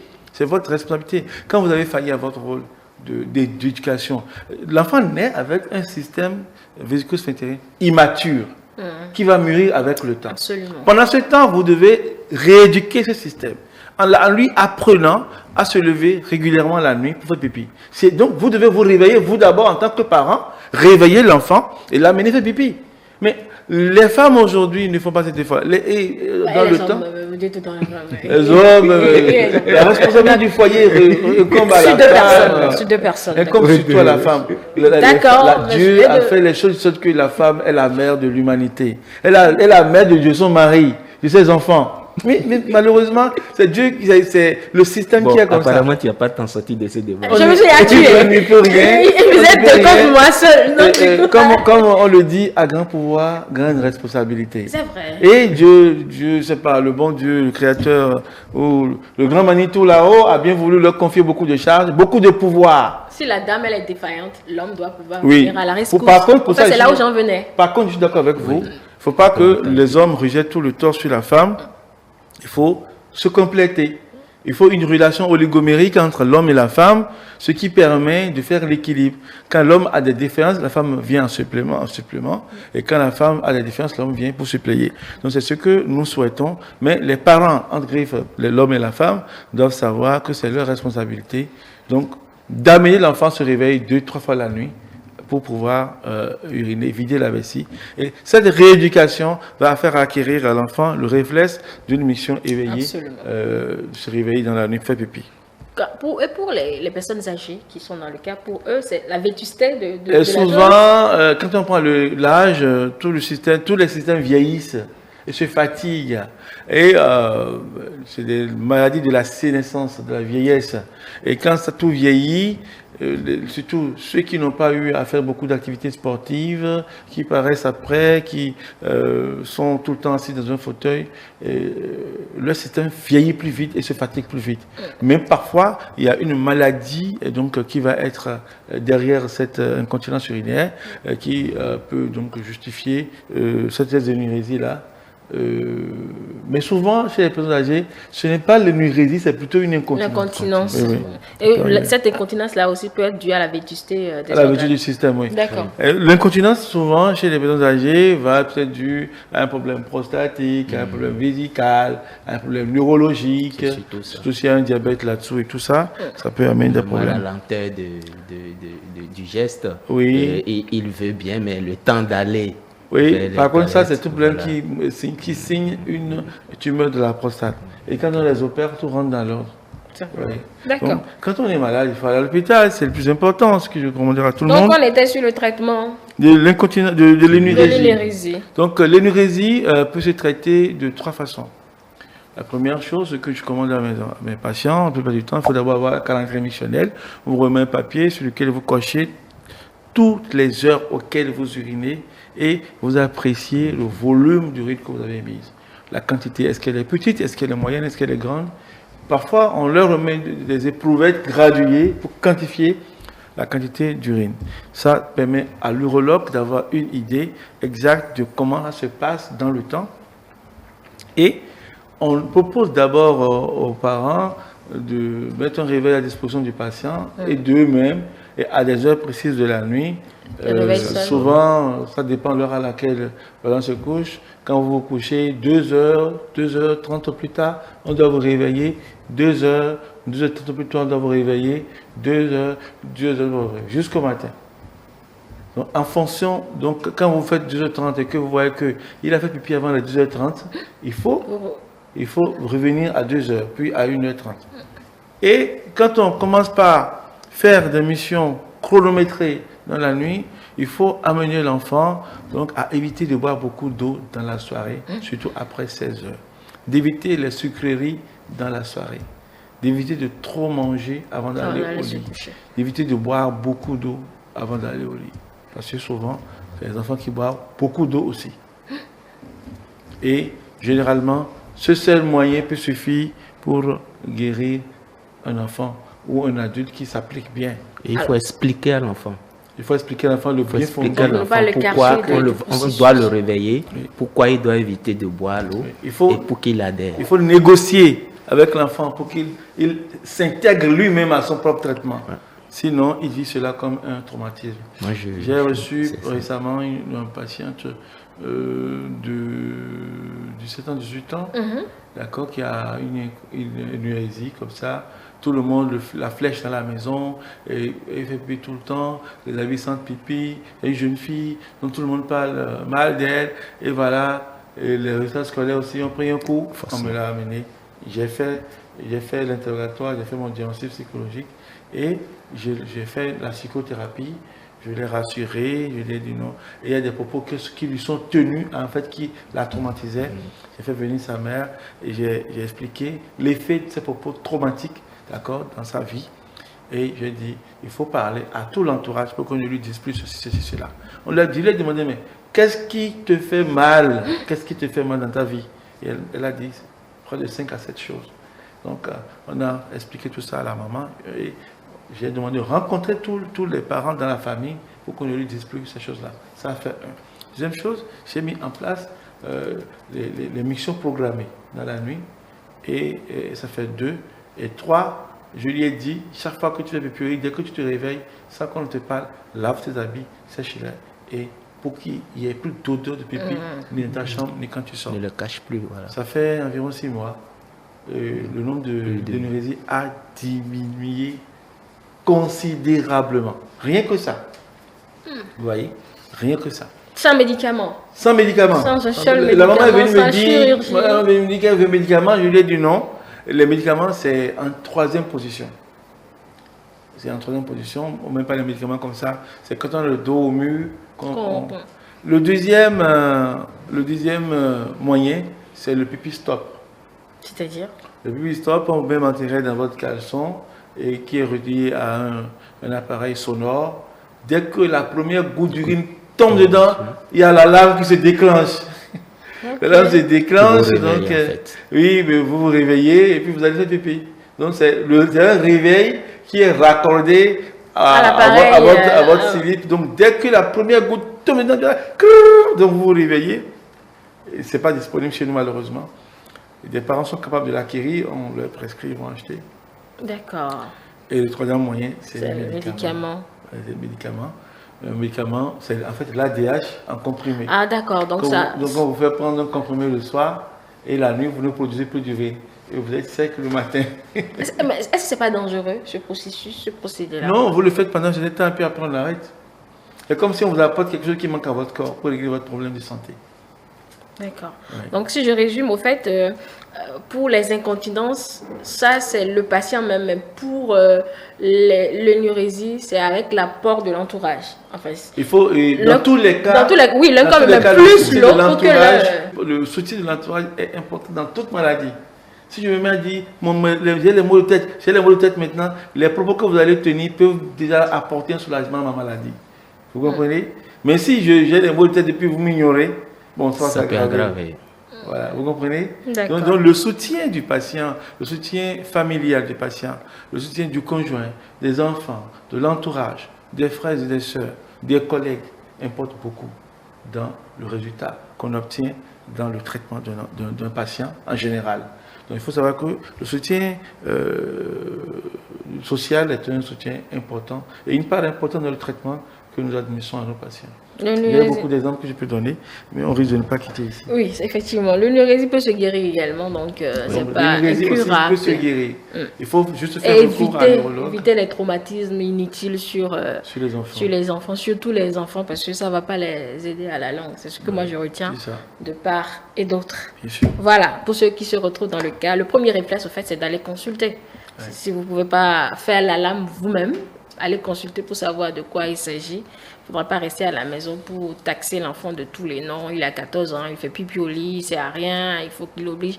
Il y a même, quand moi j'étais petite, il y a des gens qui mettaient des crabes dans le slip.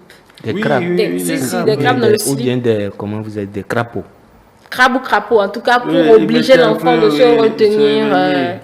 On frappe les enfants. Le crabe, c'est dangereux. Oui, c'est justement pour que ça pince. Il a donné l'exemple de la lame.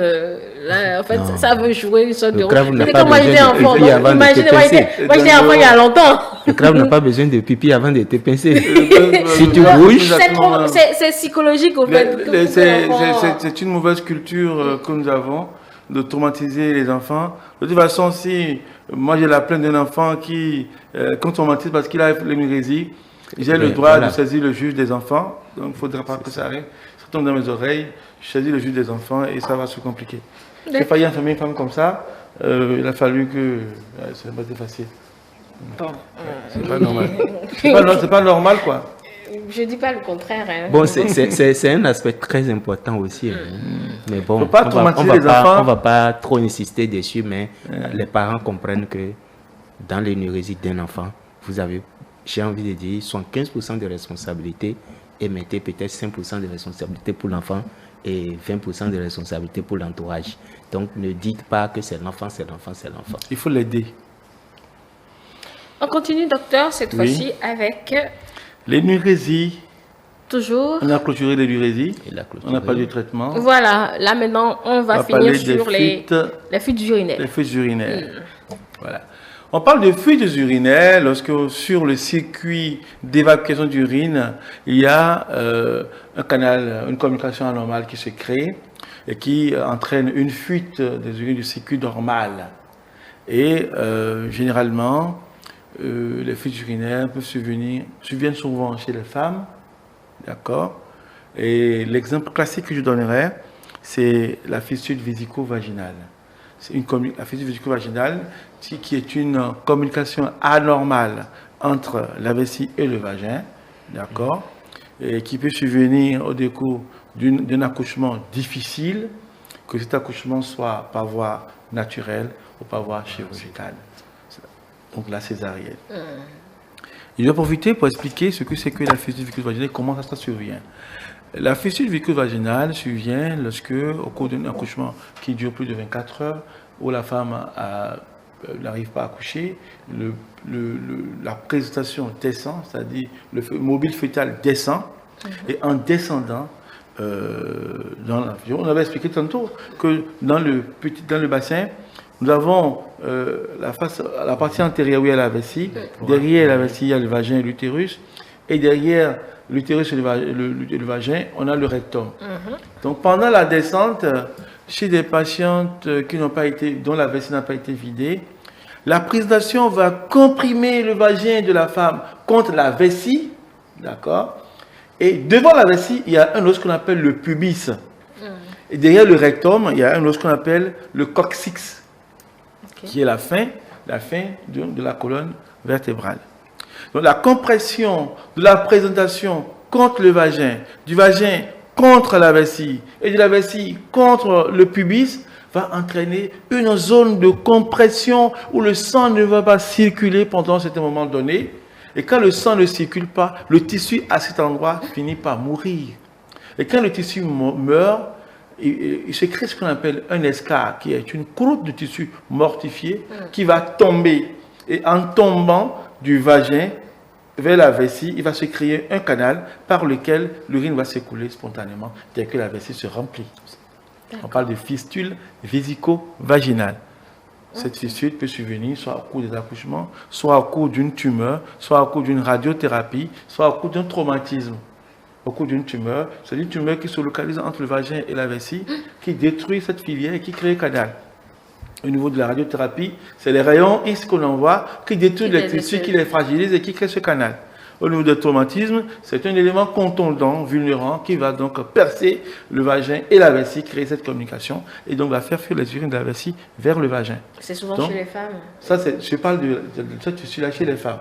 Donc cette fissure, tu viens chez la femme. et les urines vont s'écouler en permanence. Elle ne sent pas le besoin d'uriner. Cette fois-ci, l'urine ne sortira pas le méa urétral, mais sortira par le vagin. Ce n'est pas la même chose qu'avec l'incontinence. Il y a plusieurs personnes qui confondent les deux. Ce n'est pas la même chose. C'est une fuite urinaire. Donc j'insiste là-dessus, c'est une fuite urinaire. Et elle est différente des fistules obstétricales.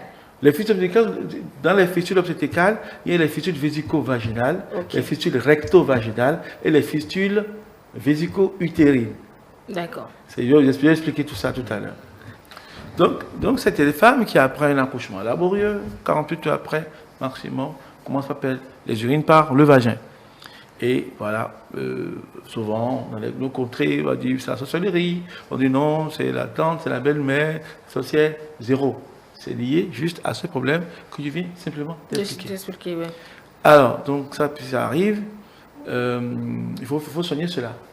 Il y a d'autres formes de fuite urinaire qui vont survenir, la fistule vésico-utérine. Elle survient généralement au décours d'une césarienne ou d'une chirurgie pelvienne où le chirurgien va mettre un point qui va attraper l'utérus, attraper la vessie et il attache très fort. Cette partie donc va manquer de sang et va mourir et créer ce canal.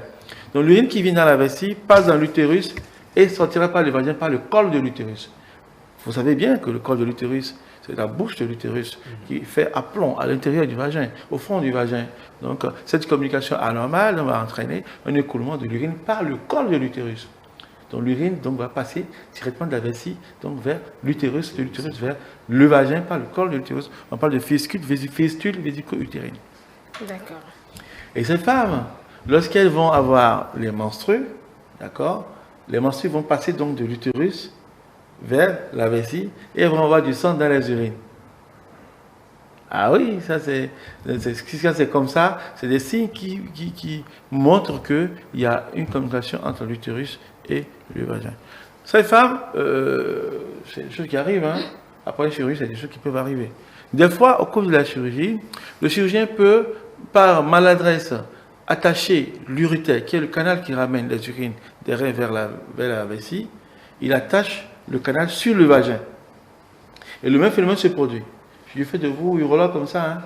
Hein. Ce que vous dites là, vous savez tout. Non, quand vous dites pas maladresse, moi je suis quelque peu choquée. Il ne peut pas de maladresse. Il y a des fois. Il est censé connaître les organes. Il y a des fois des chirurgies difficiles au cours desquelles, si le chirurgien n'a pas l'expérience qu'il faut, il va pour sauver, mais des complications peuvent survenir. Mais il faut les identifier tôt, appeler l'expert pour venir corriger.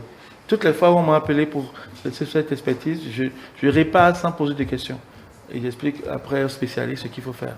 D'accord, ok. Voilà. Donc par maladresse, on met un point sur l'urétère et sur le vagin. Et donc même phénomène, ischémie, nécrose, chute d'escar et communication entre l'urétère et le vagin. Okay. Cette fois-ci, l'urine qui est produite au niveau des reins, au lieu d'aller dans la vessie, l'urine va aller directement dans le vagin. Okay. Donc on parle de fistule urétéro-vaginale. Et là, les fuites urinaires vont continuer. Alors, donc toutes ces fuites urinaires vont être diagnosticables, on va les diagnostiquer et peuvent être traitées. Par chirurgie, je suppose. Oui, souvent c'est par chirurgie. Donc ces cas, c'est des femmes, comme on l'a dit tantôt, qui vont être stigmatisées. Oui, parce qu'elles vont sentir aussi mauvais. Par le mari, par les enfants, par l'entourage, par la société. Elles se cachent et elles ont beaucoup de difficultés. Et je voudrais préciser également qu'il y a 3 retards qui expliquent la survenue de ces genres de complications obstétricales. On va y aller vite, puisque là, le temps, on ne l'a plus. On ne l'a plus. Donc je vais aller vite. On risque de s'arrêter là aujourd'hui. Oui. Il y a le premier retard, c'est-à-dire la femme qui tombe enceinte, qui doit suivre sa grossesse. La belle-mère dit non, moi je n'ai pas jamais été à l'hôpital pour me soigner. La sœur, la belle-sœur, et la femme reste à la maison. Jusqu'à ce que les complications arrivent, l'accouchement arrive, elle ne va pas à l'hôpital. Et on essaie d'accoucher à la maison, ça se complique. Premier retard. Deuxième retard, ils ont les moyens. Le beau-père là veut donner les moyens, le mari veut donner les moyens, mais l'occasion qu'il faut prendre pour aller à l'hôpital n'est pas disponible. Ça, c'est le deuxième retard. L'occasion est disponible, ils arrivent à l'hôpital, il y a tellement de malades à prendre en charge avant cette patiente. Elle attend, avant qu'on la prenne. Le troisième retard se déroule à l'hôpital et Ces 3 retards donc, vont justifier la survenue. On décrit cette pathologie, la fœtus visco-vaginale, est une pathologie qui est fréquente dans les pays pauvres. C'est un marqueur qui montre la souffrance qu'il y a dans les systèmes sanitaires. C'est le témoin donc, de la souffrance dans les systèmes sanitaires. Et quand ça arrive, le traitement est donc chirurgical. Les gens souvent ont de venir à l'hôpital parce qu'ils pensent que c'est une malédiction, que c'est les esprits qui ont créé cela. Voilà pourquoi ils vont rester à la maison, ou ils iront faire des failles, qu'on sort. C'est une bonne chose de le faire, je ne peux pas dire que c'est mauvais, mais il faut savoir qu'il faut aller à l'hôpital. Et la chirurgie permet donc de réparer ces choses-là. Je voudrais faire un clin d'œil, dire merci à la première dame. Oui, la Fondation Claudine Talon, justement. Qui par sa fondation rend un grand service à notre communauté, à toutes nos patientes qui ont cette souffrance-là. Aujourd'hui, on a une solution. Il suffit de les référer à la fondation de la première dame et c'est réglé. On va peut-être écouter même quelques-unes qui s'en sont sorties. Enfin, voilà. On va écouter quelques-unes qui sont guéries, justement, à travers... Et ça, c'est très grand. Pour moi, c'est très grand. C'est énorme. C'est énorme. La suivante, donc, on va finir sur eux, mais on va conclure tout au moins, puisque l'émission d'aujourd'hui est hautement psychologique. Psycho-urologique, j'allais dire, voilà, hautement psycho-urologique. Donc, je vais laisser André conclure pour sa part avant que Dr Yévi ne puisse faire... Non, mais moi, j'ai juste envie de dire un mot, c'est que à l'issue de cette émission, j'espère, chers téléspectateurs, téléspectatrices, que vous aviez compris qu'il y a solution à tous ces problèmes urinaires que vous pouvez avoir, quel que soit le niveau, quel que soit le temps, la profondeur, vous aviez solution. Donc, il n'y a plus lieu de se cacher. Et plus vous allez rester caché, moins vous allez vivre et plus vous allez vous détruire. Donc, le plus à faire, c'est de prendre la responsabilité d'aller consulter. Merci à vous, André Alejono. Docteur, c'est à vous. Oui, si j'ai un mot à dire, c'est d'exhorter les téléspectateurs à comprendre que si nous faisons ces efforts de sensibilisation et d'explication, c'est pour qu'ils puissent connaître et comprendre comment ça fonctionne et qu'ils sachent que quand ça arrive, il faut aller à l'hôpital pour se faire soigner. Rien ne vaut aller se faire soigner par un spécialiste à temps. Le retard peut être difficile à régler. Fatal aussi parfois. Je dis souvent que prévenir vaut mieux que guérir, parce que guérir est parfois impossible. Il vaut mieux aller tôt pour avoir la chance d'avoir la guérison. Voilà, c'était Dr Dodji Magloire Inès Yévi, chirurgien, urologue, andrologue, professeur agrégé d'urologie dans les universités CAMES et également expert après la Cour d'appel Cotonou et des tribunaux de son ressort. Merci beaucoup à vous. Nous avons parlé des incontinences urinaires, de l'énurésie et pour finir des fuites urinaires. Voilà, donc mesdames et messieurs, c'est tout pour cette deuxième partie de la question des troubles urinaires. Nous aurons une dernière partie pour le reste avant d'aborder d'autres thématiques. Merci de nous avoir suivis. On se retrouve la semaine prochaine avec le même plaisir. Nous vous laissons avec ce témoignage de cette dame justement sur le dernier aspect que nous avons abordé. Elles se sont orientées vers les hôpitaux, donc vers la Fondation Claudine Talon, et puis elles sont guéries de leur fistule obstétricale. On en a parlé de fuite urinaire, donc ça peut se retrouver là-dedans. Allez, très bonne journée à tous. Je change plus de 8 couches par jour. Ça a été très dur pour moi. Je ne fais que pleurer.